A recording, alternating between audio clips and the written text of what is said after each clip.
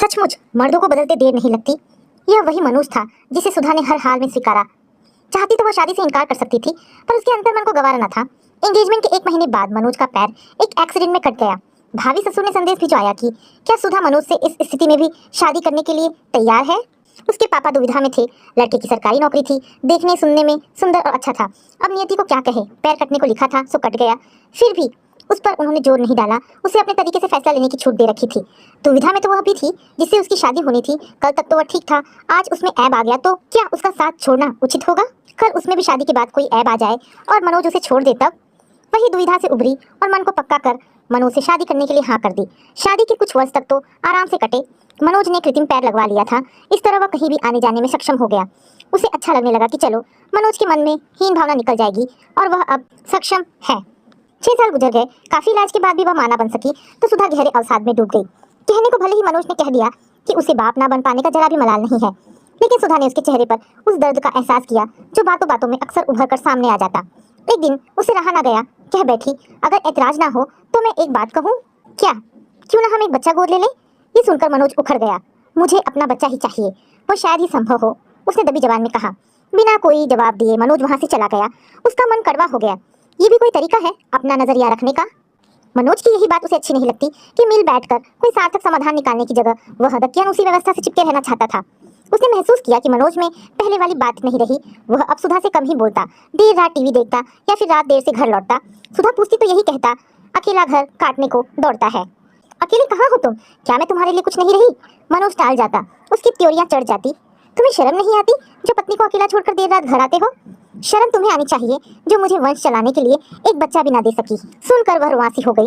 एक औरत सिर्फ बच्चा जनने के लिए ब्याह कर लाई जाती है? क्या वह सिर्फ जरूरत की वस्तु होती है? जरूरत की कसौटी पर खरी उतरी तो ठीक है, नहीं तो फेर लिया मुंह। बहरहाल अपने आंसुओं पर उसने नियंत्रण रखा और कोशिश की कि अपनी कमजोरियों को ना जाहिर होने दे। मैं तुम्हारी पत्नी हूँ, मुझे पूरा अधिकार है ये जानने का कि तुम देर रात तक क्या करते हो। अच्छा तो अब समझा। मनोज के चेहरे पर व्यंग के भाव उभर आए। तुम्हें जलन हो रही है ना कि मैंने कहीं दूसरी औरत ना रख ली हो? रख सकते हैं आप, ये कोई नई बात नहीं होगी मेरे लिए। तो क्यों पूछताछ करती हो? सोच लो कि मैंने दूसरी औरत रख ली। भले ही यह बात झूठी हो तो भी इससे मनोज की मनसा समझ में तो आ ही गई। वह चला गया, पर एक ऐसा दंश देकर गया जिसकी पीड़ा का शूल उसके अंतस को देर तक भेदता रहा। अकेले में सुबकने लगी, जैसे कोई इंसान कितना बदल सकता है। इतने साल जिसके साथ सुख दुख साझा किया, वह एकाएक कैसे निर्मोही हो सकता है? लाख कोशिशों के बाद भी वह इस प्रश्न का जवाब न ढूंढ सकी। किसी तरह उसने अपने आप को संभाला। आज मनोज के एक दूर के रिश्तेदार की बेटी संध्या आने वाली थी। बिन बाप की लड़की थी, उसे बीएड करना था। इस लिहाज से तो वह 1 वर्ष तो रहेगी ही रहेगी। हालांकि मनोज के माँ बाप नाक भौ सिकोड़ रहे थे। दीदी, बिन बाप की बेटी है, तुम लोग चाहोगे तो अपने पैरों पर खड़ी हो जाएगी, वरना उसके पास तो कुछ भी नहीं है जिसके बल पर उसका ब्याह कर सको। पढ़ाई लिखाई का ही भरोसा है, पढ़ लिख कर कम से कम अपना पेट पाल तो सकेगी। कहकर संध्या की मारूआसी हो गई। सुधा की सासू जी ने उसे ढांढस बंधाया। उसकी सास मनोज की तरफ मुखातिब हुई। मनोज, तुम संध्या को उसका कॉलेज दिखा दो। बेटा, यहाँ आने जाने के लिए रिक्शा तो मिल जाता होगा। संध्या की मां मुंह बनाकर बोली। नहीं मिलेगा तो मैं छोड़ आया करूंगा। मनोज ने एक नजर संध्या पर डाली तो वह मुस्कुरा दी। यही सब सोच कर आई थी कि यहाँ संध्या को कोई परेशानी नहीं होगी, तुम सब लोग उसे संभाल लोगे। संध्या की माँ भावुक हो थी। वे आगे बोली, संध्या के पापा के जाने के बाद तुम लोगों के सिवाय मेरा है ही कौन? रिश्तेदारों ने सहारा न दिया होता तो मैं कब की टूट चुकी होती। ये कहकर वे सुबकने लगी। संध्या ने उन्हें डांटा। माँ हर जगह अपना रोना लेकर बैठ जाती है, क्या करूं? मैं अपने आप को रोक नहीं पाती। आज तेरे पापा जिंदा होते तो मुझे इतनी भागदौड़ ना करनी होती। आप कोई गैर थोड़ी ही हैं जीजी, हम सब संध्या का वैसा ही ख्याल रखेंगे जैसा आप उसका घर पर रखती हैं। उसकी सासू जी ने तसल्ली दी। वे आंसू पोंछने लगी। 2 दिन रहकर संध्या की माँ रांची चली गई। मनोज ने संध्या को उसका कॉलेज दिखलाया और एडमिशन भी करवा दिया। उसकी जरूरतों का सामान खरीदा। निश्चय ही रुपए मनोज ने खर्च किए होंगे। उसे कोई आपत्ति ना थी, लेकिन इस बहाने वह संध्या का कुछ ज्यादा ही ख्याल रखने लगा। उसके खाने पीने से लेकर छोटी छोटी जरूरतों के लिए भी वह हमेशा बाइक स्टार्ट किए रहता। पत्नी से ज्यादा किसी और को तवज्जो देना उसे बर्दाश्त नहीं हो रहा था। उसकी सास भी उसी की होकर रह गई थी। ना जाने माँ बेटे के बीच क्या चल रहा था। एक दिन उसे रहा ना गया तो वह बोल पड़ी, संध्या क्या मुझसे ज्यादा अहमियत रखने लगी है तुम्हारे लिए? तुम अच्छी तरह जानती हो कि वह बिन बाप की बेटी है। मनोज बोला। तो क्या बाप की भूमिका निभा रहे हो? उसने व्यंग भरे लहजे में कहा। तमीज से बात करो। वह उखड़ गया। चिल्लाओ मत। सुधा ने भी अपनी आवाज तेज कर ली। वह संभल गया। आहिस्ता बोलो। अब आए रास्ते पर ये मत समझना कि तुम कुछ भी करोगे और मैं चुपचाप तमाशा देखती रहूंगी। क्या किया है मैंने? अपने दिल से पूछो। वह अनजान बनने की कोशिश करने लगा। मासूम बनकर संध्या को फुसलाओ, मुझे नहीं। मैं तुम जैसे आदमी की नस नस से वाकिफ हूँ। पिछले 1 हफ्ते से मैंने घर के कुछ जरूरी चीज लाने के लिए कह रही हूँ, लाए? मैं भूल गया था। आजकल तो सिर्फ संध्या की जरूरतों के अलावा कुछ याद नहीं रहता तुमको। बार बार उसका नाम मत लो, वरना मनोज ने दांत पीसे। बात बढ़ती देखकर वो कमरे से बाहर निकल गया। कायर पुरुषों की यही पहचान होती है, फिर मुंह छिपाकर भागने में ही भलाई समझते हैं। मनोज सासू जी के कमरे में आया। बहुत बदतमीज है, बहुत सर पे चढ़ गई है। उसकी सासू जी बोली, 4 दिन के लिए आई है, उसे भी चैन से रहने नहीं देती। वो क्या सोचेगी? सिर पर हाथ रखकर वे बैठ गई। ना जाने क्या सोचकर वे थोड़ी देर बाद उसके कमरे में आई।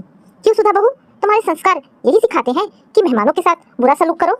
आपका बेटा अपनी पत्नी के साथ क्या कर रहा है, क्या आपने कभी जानने की कोशिश की?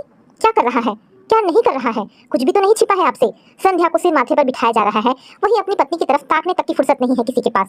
ये तुम्हारी गलतफहमी है। सच्चाई है माँ जी, सच्चाई ही सही, इसके लिए तुम जिम्मेदार हो। संध्या को मैं यहाँ लाई, बेवजह उसे बीच में मत घसीटो। तुम अच्छी तरह जानती हो कि पति पत्नी के बीच रिश्तों की डोर बच्चे से मजबूत होती है। तो क्या यह संभावना संध्या में देखी जा रही है? बेशर्मी कोई तुमसे सीखे। बेशर्म तो आप हैं जो अपने बेटे को शह दे रही हैं। वह भी कुछ छिपाने के मूड में नहीं थी। ऐसा ही सही, तुम्हें रहना हो तो रहो। रहूंगी तो मैं यहीं, देखती हूँ मुझे कोई मेरे अधिकार से कैसे वंचित करता है। अति भावुकता के चलते उसकी रुलाई फूट गई। बिस्तर पर लेटे लेटे सुधा सोचने लगी। एक वह थी जो यह जानते हुए भी कि मनोज विकलांग है, उसे अपनाना अपना धर्म समझा। वही मनोज उसके बाजपन को इतनी बड़ी विकलांगता समझ रहा है कि उससे छुटकारा पाने तक की सोचने लगा है। इतनी जल्दी बदल सकता है मनोज? ये वही मनोज है जिसने सुहाग रात वाले दिन उसके माथे को चूमकर कहा था, ये मेरा सौभाग्य है कि मुझे तुम जैसे महान हृदय वाली जीवन संगिनी मिली। मैं तुम्हें विश्वास दिलाता हूँ कि कभी अपनी तरफ से तुम्हें शिकायत का मौका नहीं दूंगा। आज मनोज इतना गिर गया है कि उसे रिश्तों की मर्यादाओं का ख्याल भी नहीं रहा। माना कि दूर के रिश्तेदार की लड़की है संध्या, पर जब नाम दे दिया तो उसे निभाने का भी संस्कार हर माँ बाप अपने बच्चों को देते हैं। पता नहीं उसकी सासू जी को क्या हो गया है कि सब जानते हुए भी अनजान बनी है। पापा की तबीयत ठीक नहीं थी, राजीव भैया ने बुलाया तो उसे मायके जाना पड़ा। एक बार सुधा ने सोचा कि अपने मन के दर्द को कहकर दिल हल्का कर ले, पर हिम्मत ना पड़ी। पापा तनावग्रस्त होंगे, पर भाभी सुजाता की नजरों से उसकी पीड़ा छिप न सकी। वे एकांत पाकर सुधा से पूछ बैठी। पहले तो सुधा ने टालमटोल किया, आखिर कब तक? उसकी हकीकत उसके आंसुओं ने बेपर्दा कर दी। रात राजीव भैया से उन्होंने खुलासा किया। वे गुस्से से भर गए। उनका गुस्सा करना वाजिब था। कोई भाई अपनी बहन का दुख नहीं देख सकता। रात ही वे उसके कमरे में आने वाले थे, पर सुजाता भाभी ने मना कर दिया। सुबह नाश्ते में उन्होंने मनोज का जिक्र छेड़ा। तो अब उसके पास नहीं जाएगी, फोन लगा, मैं उस धोखेबाज आदमी से अभी बात करता हूँ। सुधा ने किसी तरह उन्हें मनाया। महीना भर रहकर वह जब वापस भरे मन से ससुराल जाने लगी तो सुजाता भाभी उसे सीने से लगाते हुए बोली, दीदी चिंता की कोई जरूरत नहीं, आपके लिए इस घर के दरवाजे हमेशा के लिए खुले हैं। भाभी को माँ का दर्जा यूं ही नहीं दिया गया है। मैं खुद नहीं खाऊंगी पर आपको भूखा नहीं रखूंगी, ये मेरा वादा है। नहीं पटे तो निसंकोच चली आइएगा। मैं कोशिश करूंगी भाभी कि मैं उसे सही रास्ते पर ले आऊं। भरे गले से वह बोली। ससुराल में आकर जो दृश्य सुधा ने देखा तो उसके पैरों तले जमीन खिसक गई। संध्या की मांग में सिंदूर भरा था। तो क्या मनोज ने संध्या से शादी कर ली? सोचकर वह सिहर गई। वह तेजी से चलकर अपने कमरे में आई। देखा मनोज लेटा हुआ था। उसे झकझोर कर उठाया। ये मैं क्या देख रही हूँ? संध्या की शादी कब हुई? कौन है उसका पति? पहले तो मनोज ने नजर चुराने की कोशिश की, पर ज्यादा देर तक सच्चाई पर पर्दा न डाल सका। बेशर्मों की तरफ बोला, तुम जो समझ रही हो वह सच है। संध्या से तुमने शादी कर ली? हाँ। मेरे रहते हुए तुम्हारी हिम्मत कैसे हुई? तुम इसे चाहे जिस रूप में लो, पर यह अच्छी तरह जानती हो कि मुझे अपना बच्चा चाहिए। मेरी सहमति लेना तुमने मुनासिब नहीं समझा? क्या तुम देती? हो सकता था मैं दे देती। सुनकर मनोज खुश हो गया। मुझे तुमसे यही उम्मीद थी, कहकर जैसे ही मनोज ने उसके पास आकर उसे अपनी बाहों में भरकर प्यार जताने का नाटक दिखाना चाहा, सुधा ने उसे झटक दिया। उसके गुस्से की सीमा न रही। सुधा से न रोते बन रहा था न हंसते। किस तरह खुद को संभाला। अब जो हुआ उसे बदला तो नहीं जा सकता था। वैसे भी हमेशा पुरुषों की चली है, लिहाजा उसने परिस्थिति से समझौता करना मुनासिब समझा। फिर भी मनोज को औकात बताने से न चुकी। मनोज, तुम अच्छी तरह जानते हो कि बांझ शब्द एक स्त्री के लिए गाली से कम नहीं होता, फिर उस स्त्री के लिए तो और ज्यादा जो इस कलंक के साथ अभिशापित जीवन जीने के लिए मजबूर हो। मुझे दुख इस बात का नहीं है कि तुमने संध्या से शादी की। दुख इस बात का है कि तुमने मेरी पीठ में छुरा भोंका, मेरे विश्वास का कत्ल किया। यही काम तुम्हें मुझे विश्वास में लेकर कर सकते थे। मनोज, अगर तुम्हारी विकलांगता को खामी समझकर मैंने तुमसे शादी से इनकार कर दिया होता तो तुम मुझे किस रूप में लेते? मनोज ने कोई जवाब नहीं दिया। उसे लगा कि उसने वैध का प्रश्न उठा दिया। जिसका चरित्र दुगला हो वह भला यह सब सोच विचार क्यों करेगा? खैर, ये समाचार सुधा के मायके तक पहुंचा। भैया सुधा के ससुराल आते ही गरजे, कहाँ है मनोज? मैं उसे बर्बाद करके छोड़ूंगा। सरकारी कर्मचारी होकर भी उसकी हिम्मत कैसे हुई दूसरी शादी करने की? सुधा ने राजीव भैया को किसी तरह शांत करने की कोशिश की। मैं चुप रहने वाला नहीं, पुलिस में रिपोर्ट करूंगा, इसके अफसरों से शिकायत करूंगा। डर डर की ठोकर ना खिलवाई तो मेरा नाम नहीं। मनोज चुपके से निकलकर बाहर चला गया। उसकी सास आई, भड़ास निकाल ली। अब मेरी भी सुनिए। संध्या बिन बाप की बेटी थी, मनोज ने सिर्फ सहारा दिया है। सासू जी बोली, अपनी बेशर्मी को सहारे का नाम मत दीजिए। एक को सहारा दिया और दूसरे को बेसहारा किया। भैया ने व्यंग किया। सुधा को क्या किसी ने घर से जाने के लिए कहा है? सासू जी बोली, निकल ही जाएगी। भैया बोले, उसकी मर्जी, पर ना मैं चाहूंगी ना ही मनोज की वह इस घर से जाए। उसका जो दर्जा है वह बना रहेगा। मुझे बहलाने की कोशिश मत कीजिए। भैया उसकी तरफ मुखातिब हुए। सुधा, तुम सामान बांधो, अब मैं तुम्हें यहाँ एक पल भी न रहने दूंगा। नहीं भैया, मैं ससुराल छोड़ने वाली नहीं। आज भी हमारा समाज किसी ब्याहता को मायके में स्वीकार नहीं करता। वह कहते कहते भावुक हो गई। मैं ससुराल की चौखट पर ही दम तोड़ना पसंद करूंगी, मगर मायके नहीं जाऊंगी। भैया की भी आंखें भर आई। रूढ़िवादी समाज से क्या लड़ना आसान है, ऐसे जड़ समाज से बदलाव की उम्मीद करना रेगिस्तान में पानी तलाशने जैसा है। भैया की चरण धूली लेते समय सुधा ने उन्हें वचन दिया कि मैं कमजोर औरत नहीं हूँ, अपने वजूद के लिए कमजोर नहीं पड़ूंगी। फिर भी उन्होंने उसे इसके लिए आश्वस्त किया कि जब चाहोगी तुम्हारे लिए मायके के दरवाजे हमेशा के लिए खुले रहेंगे। भैया के जाने के बाद 2 घंटे बाद मनोज आया। आते ही हेकड़ी दिखाने लगा। सुधा ने भी जता दिया कि वह अपनी औकात में रहे। मनोज ने उसे अलग रहने के लिए एक फ्लैट खरीद कर दिया। पहले तो सुधा ने सोचा कि यही रहकर अपने अधिकार के लिए लड़ती रहेगी। कभी उसके खिलाफ कोर्ट भी जाने की इच्छा हुई, पर वह यह सोचकर कदम पीछे कर लेती कि उससे फायदा क्या होगा। बहुत हुआ उसकी नौकरी जाएगी, जेल जाएगा। वह हर महीने उसे इतने रुपए दे जाता था कि उसका खर्च आसानी से चल जाता। संध्या पर दया आती सो अलग। संध्या को उसकी सास और मनोज ने बरगलाया। बहरहाल जो हुआ, सुधा ने नियति का चक्र मानकर स्वीकार कर लिया। उसने समय काटने के लिए स्कूल में टीचर की जॉब कर ली। समय धीरे धीरे बीतने लगा। मनोज से उसका रिश्ता सिर्फ महीने के खर्च लेने के अलावा कुछ नहीं रहा। संध्या के मोहपाश में बंधे मनोज को सुधा की कोई चिंता ना थी, ना ही उसे ऐसे आदमी से कोई मतलब रखना था। एक दिन उसने बड़े भरे मन से खुलासा किया, मेरे जीवन में बाप बनना ही नहीं लिखा है। जिस आवाज में उसने कहा सुधा को उससे सहानुभूति हो गई। जो भी हो, वह मेरा पति है। चाहती तो व्यंग्यबाण से उसका हृदय छलनी कर सकती थी, पर पीछे लौटकर वह अपने ही जख्मों को कुरेदना नहीं चाहती थी। उसके जीवन में नीति ने जो कुछ दिया वह मिला। अब वह क्यों बेवजह किसी को कोसे। फिर भी पूछ बैठी, क्या हुआ? संध्या के ब्लड में इन्फेक्शन है। डॉक्टर का कहना है कि अगर वह मां बनेगी तो निश्चय ही उसे विकलांग बच्चा पैदा होगा। सुनकर उसे अफसोस हुआ। मनोज से ज्यादा दुख संध्या के लिए हुआ। उस बेचारी की तो जिंदगी खराब हुई। मनोज ने 2-2 जिंदगियां बर्बाद की। काश वह उसकी बात मानकर किसी अनाथ बच्चे को गोद ले लेता तो उन्हें बुढ़ापे का सहारा मिल जाता और उस बच्चे का जीवन सुधर जाता। थोड़े समय की चुप्पी के बाद मनोज आगे बोला, सुधा, किस मुंह से कहूँ? कहने के लिए बचा ही क्या है? वह संशय में पड़ गई। मनोज आखिर कहना क्या चाहता है? मनोज के दोहरे चरित्र से तो सुधा अनजान नहीं थी, इसीलिए सजग थी। सुधा ने ज्यादा जोर नहीं डाला। आखिरकार उसे ही कहना पड़ा, क्या हम फिर से एक साथ नहीं रह सकते? सुनते ही उसका पारा 7वें आसमान पर चला गया। उसके जी में आया कि अभी धक्के मारकर बाहर निकाल दूं। उसका अनुमान सही निकला। मनोज का दोहरा चरित्र एक बार फिर से जाहिर हो गया।